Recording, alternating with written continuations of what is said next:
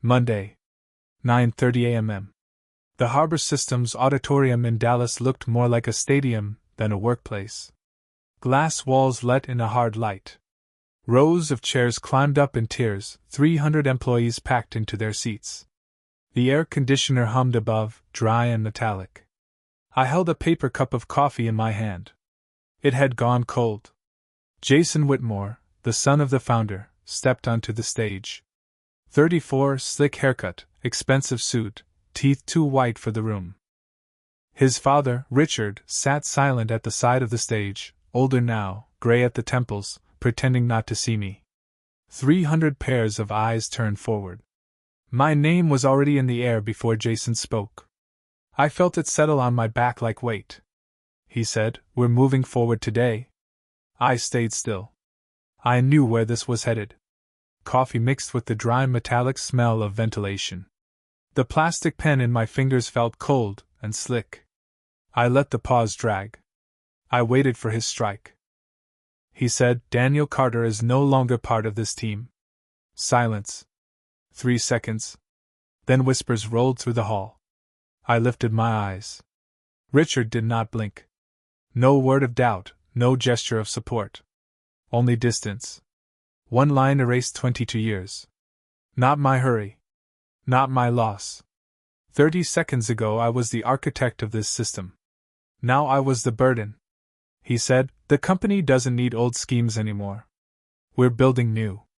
I replied, "New collapses faster than you think." A squeak came from the first row chair. A secretary closed her laptop with a snap. Several employees turned away.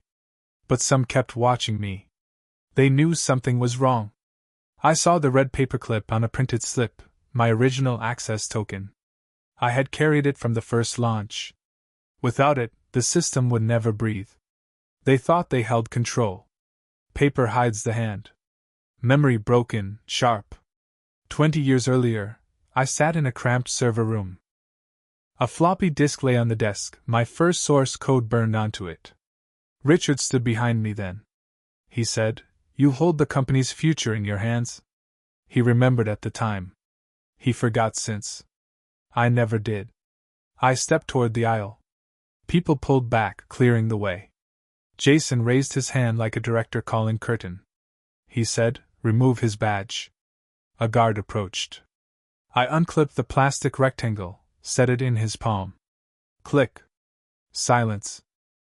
New insert, financial stakes. Richard's voice from a boardroom months earlier rang in my head. He said, "If we lose confidence, the house pays." He meant the collateral tied to my pension. 22 years, reduced to numbers on a deed. One wrong signature, and my roof would vanish. They risked status. I risked shelter. The big screen above the stage blinked. First, a narrow stripe of error text. Nobody moved. A second blink. A monitor beeped. A third blink. The entire wall glowed red. Text scrolled across the surface. Missing primary key. The whisper became a roar. Paul Harris, IT director, leapt to his feet and grabbed his phone. People looked at each other, wide-eyed. Jason's face strained. His hand still floated in the air, but it was no longer command. It was helplessness. I stopped in the doorway. They thought this was the end. They were wrong. The red line on the screen pulsed like an alarm. I said, "You fired the only key?" And I walked out. Monday, 2 p.m. The corridors of Harbor Systems echoed after the morning collapse. Fluorescent lights buzzed overhead, too bright against glass partitions. The air smelled of burnt coffee from a forgotten pot near the break room. My hand brushed the wall, smooth, cold surface of frosted glass. Jason Whitmore stormed past clusters of employees. His voice carried down the hallway. He said, "We have it under control." But his pace was too fast. His tablet glowed in his hands, the symbol of his new power. Yet, every time he tapped, an error flickered across the screen. Paul Harris, IT director, kept close behind him. Sweat darkened his collar. He said, "The system rejected root access." Jason snapped back, "Fix it." I stood near the elevator bank. No badge. No seat. But every eye turned to me as Jason passed. Silence cut first. Then a cough echoed behind the glass wall. One lie cracked open. Waiting was my weapon. Jason waved the tablet above his head. He said, "This device proves authority." He pressed the screen harder. Another error box appeared, clearance not found. A buzz came from the tablet speaker, short and sharp. Employees saw it. Whispers spread faster than orders. I replied, "A tool doesn't make you master." He froze for half a second. His father was not there to cover him now. Only clerks, developers, and secretaries who had watched me build this system for 22 years. By Friday, the court would know everything. Jason's jaw tightened. He leaned toward Paul. He said, "Run diagnostics, reroute control." Paul didn't move. He looked at me instead. The overhead lights flickered once. The hallway went silent. A single chair squeaked from a nearby office. Jason raised his voice, louder than before. He said, "Anyone still loyal to Carter will answer to me." New insert, flashback humiliation. Flashback stung deeper. In 2011, I sold my pickup to cover a gap. Jason's father promised reimbursement for temporary expenses. The money never came. My daughter asked why her college books had to wait. I stayed silent then, swallowing pride. I would not pay twice. Not my hurry. Not my loss.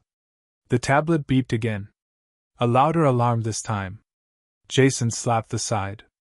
He said, "Reset." The screen turned black, then flashed white with one message: "Missing master key." Gasps spread in the corridor. A secretary dropped her pen with a loud clatter. Paul whispered, "It's still tied to Carter." Jason barked, "Shut up." Employees stepped back. Some nodded quietly toward me. They knew who held the missing piece. Silence was stronger than anger. Paper outlived their pride. Jason turned, holding the dead tablet like a weapon. He stepped toward me. For a second, I let him believe I might take it. My hand lifted slightly. The crowd stilled. False compliance. Not my hand. Not my choice. I dropped my hand back to my side. I said, "Keep it. It belongs to no one now." The elevator bell cut the silence. Doors slid open. A guard inside looked out, then stepped away, uncertain. Jason stood frozen, tablet glowing error red. They thought it was over. They were wrong. The screen flickered one more time, casting his face in pale light. Then it went black. Tuesday, 11 a.m. The conference room on the 12th floor smelled of stale air and printer ink. Sunlight cut hard across the table, showing every fingerprint on the glass. A notary pad sat in the center, thick pages marked for signatures. Richard Whitmore entered first, moving slower than yesterday. He carried the weight of age but not regret. Jason followed behind him, tablet still in hand, screen dark from the lockout. He said, "We'll formalize your exit." I replied, "Paper doesn't erase code." Linda Park, escrow officer, was already seated. She opened a folder and pulled out one sheet. A blue seal pressed against the bottom corner caught the light. She said, "Standard form? 2 initials here." I sat down opposite them. The chair squeaked, loud against silence. My fingers touched the smooth glass table, cold and unforgiving. Waiting was my weapon. Every word was a trap. Jason placed the tablet in front of him, as if it still mattered. He said, "With this signature we move on." He tapped the screen once. The error message returned, "Missing master key." A cough came from behind the glass partition. Someone outside had been listening. Linda looked from me to Richard. She said, "Without his signature, the records stall." Richard's face stayed blank, eyes fixed on the folder. By Friday, their lives would collapse. A memory cut in. It was 1999. The office was a rented room above a dry cleaner. I had one desk, one lamp, one fan that rattled through nights. On the desk sat a floppy disk, black plastic, silver label. I wrote the first lines of code there, 22 years back. Richard walked in with a cheap suit and a smile.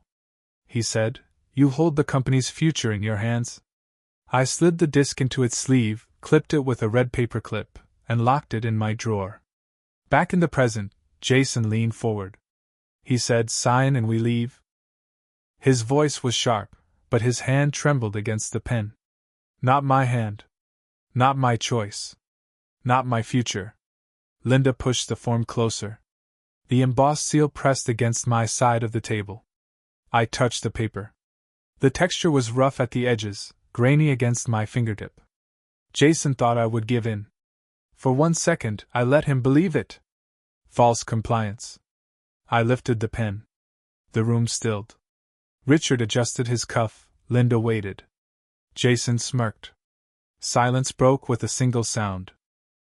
The printer behind me whirred, spitting half a page, then jammed with a grind. The noise echoed. Everyone turned. I dropped the pen back onto the table. It hit hard, rolled once, then stopped. I said, "Routine ends with me?" Richard finally spoke. He said, "Don't embarrass us." I replied, "Shameful as forcing fraud in daylight." Linda closed the folder slowly. She said, "Without his mark, it stalls." Jason's smirk vanished. Paper outlived their pride. Silence 1 more inches. The notary reached for his stamp, hesitated, then pressed it down anyway. The thud echoed through the room. They thought it was over. They were wrong. Wednesday, 9:15 a.m. The data center doors hissed shut behind me. The air was colder than the halls above, carrying the faint smell of ozone and plastic insulation.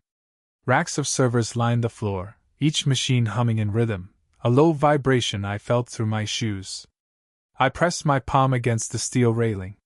Smooth surface. Cold. Jason stood near the main console, his voice echoing against metal walls. He said, "Restart all clusters?" Paul Harris tapped at a terminal, nervous.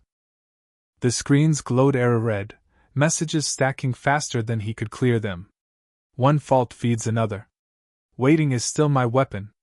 A guard blocked the stairwell, hand resting near his belt.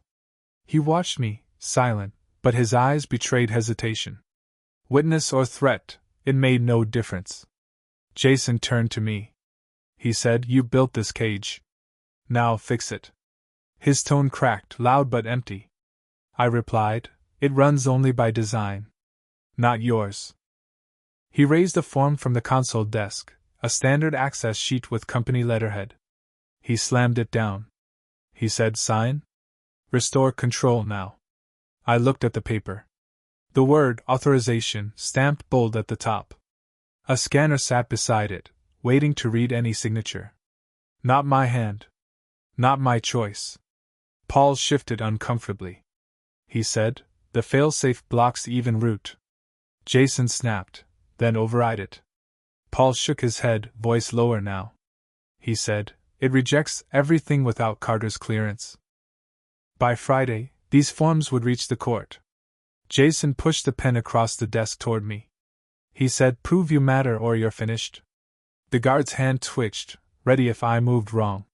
Silence thickened, broken only by the steady hum of servers. Then a light flickered overhead, buzzing once, cutting the silence with static. Flashback burned clear. A smaller data room, hot and overcrowded. Richard Whitmore stood with sweat on his brow. He said, "You're the only one who understands it." I handed him a draft form then, unsigned, stamped with pending.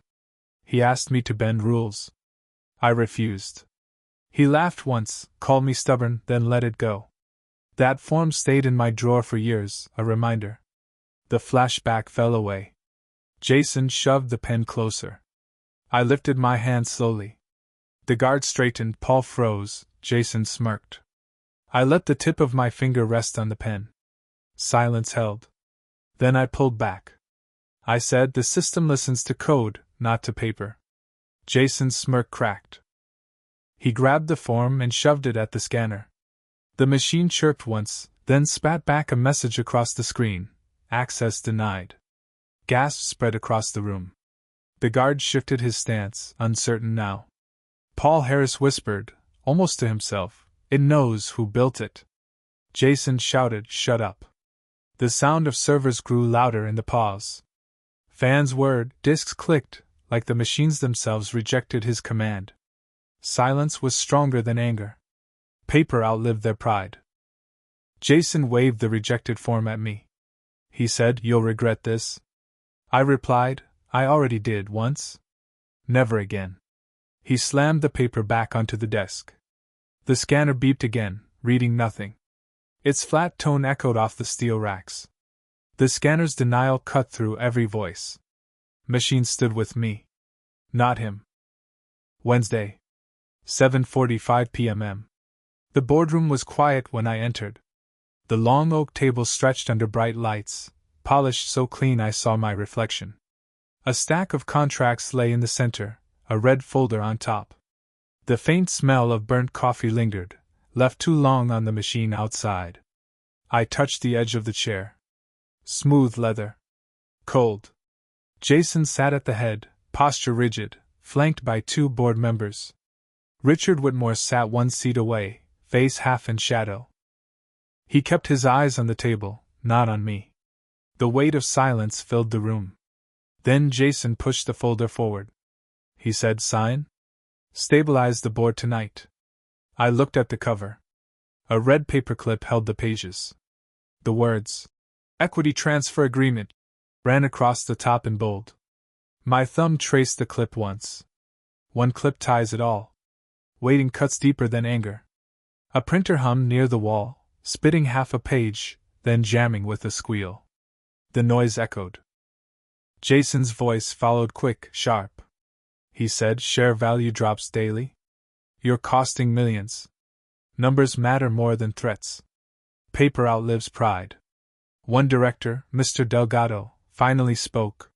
He said, "Investors already call? They expect signatures." He shifted his papers, not looking at me. Jason smirked. He said, "You want to save this company? Then sign and vanish." I replied, "Saving means control, not surrender." Jason leaned closer, his voice lower now. He said, "We'll finish when it's clear." He tapped the contract. His finger left a faint smear on the glossy paper. The sound of the tap echoed louder than it should. In the silence, my phone buzzed once. I turned it face down. Chloe's name glowed on the screen. One message, "Dad, don't let them win." I slid the phone back into my pocket. Family was the anchor. Their voices stayed with me. Jason slammed his hand on the folder. He said, "Still stalling?" "Always weaker." The words landed heavy. Richard finally lifted his head. He looked at me, then at the contract, but said nothing. Flashback struck. Chloe was 5. Karen held her on one hip as I worked late at the kitchen table. Mortgage payment sat in front of me, $1,352 that month. Karen said, "You promised stability?" I nodded, then sold my old Ford pickup 2 days later to cover the shortfall. I told myself it was temporary. Years passed before I forgave myself for that choice. Flashback ended. The red folder still waited. Jason pushed a pen toward me. He said, "Sign, then go."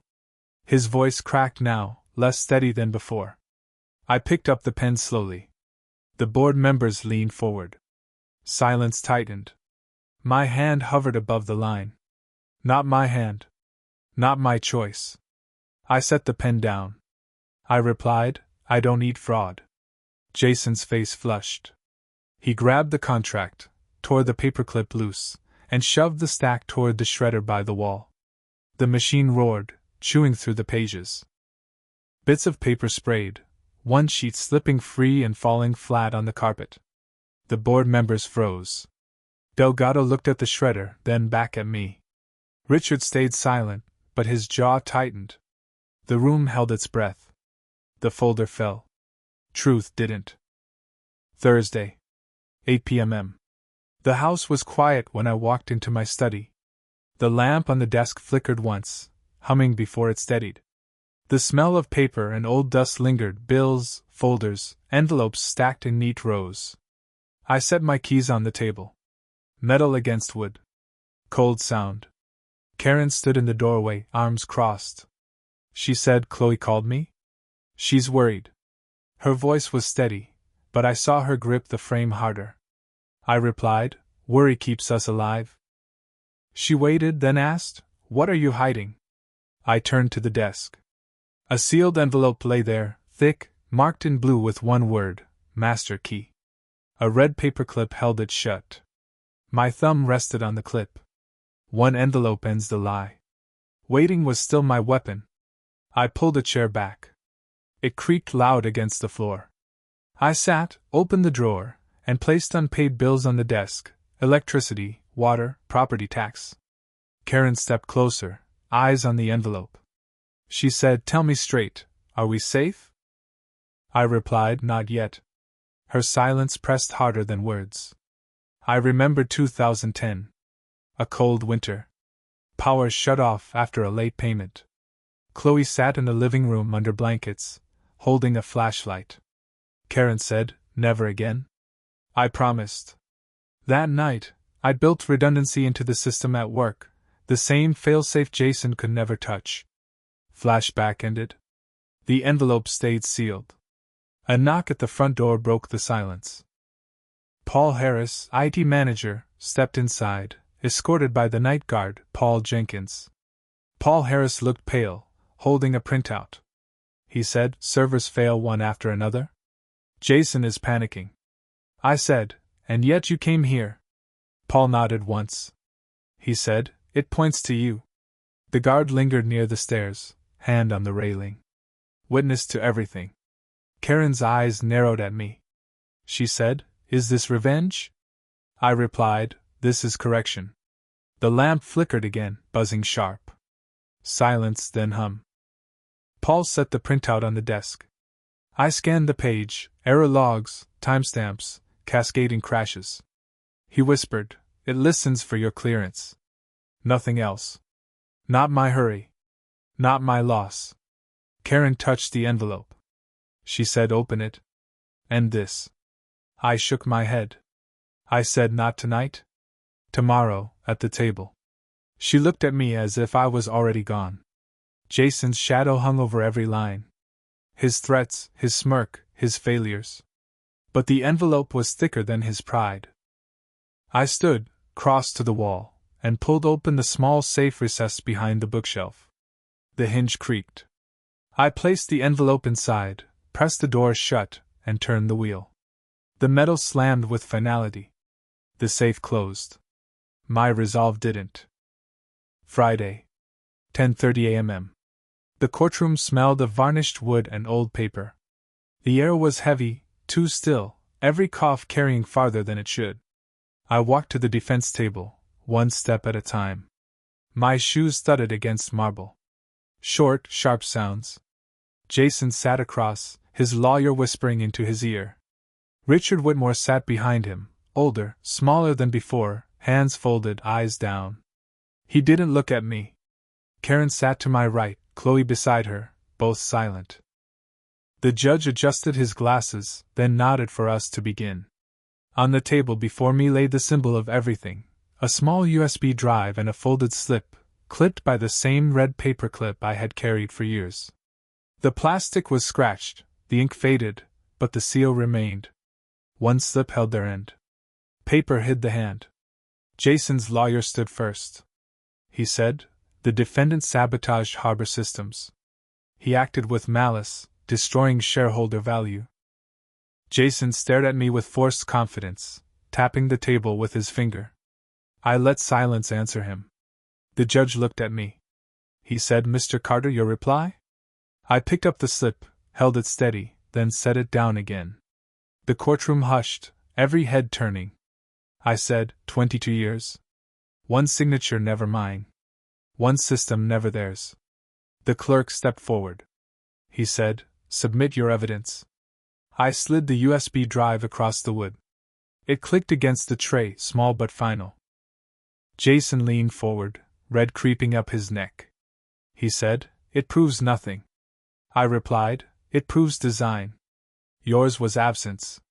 The clerk inserted the drive into the court's terminal. A pause. Then the monitor filled with logs, timestamps, and embedded code comments. My comments, dated, notarized.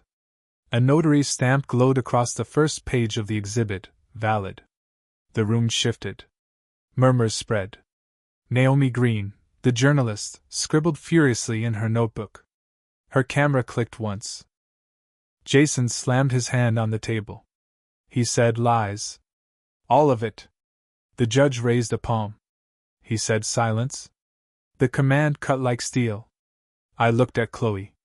She met my eyes calm. Karen touched her hand. For the first time in years, I felt weight lift. Flashback hit, brief but sharp. My garage. A floppy in my hand, old Dell humming in the corner. Chloe asleep in her crib. Karen calling me back to bed. I whispered then, one day this protects us. Flashback ended. Courtroom lights buzzed overhead, then steadied. Jason stood, pointing at me. He said, he crippled Harbor. He betrayed us. I said, I gave Harbor life. You stripped it for show. The judge's gavel struck once. Wood on wood. Final sound. The room froze. Not my hurry. Not my loss. The judge said, motion denied? Evidence admitted. He paused, looking from Jason to me. He said, Harbor Systems will answer to the record. The gavel struck again, harder. Silence filled every corner. They thought it was over. They were wrong. Subscribe if you want more stories about real men who don't scream. They act. Coldly? To the end? Which details stayed with you? Would you have stopped there, or gone further?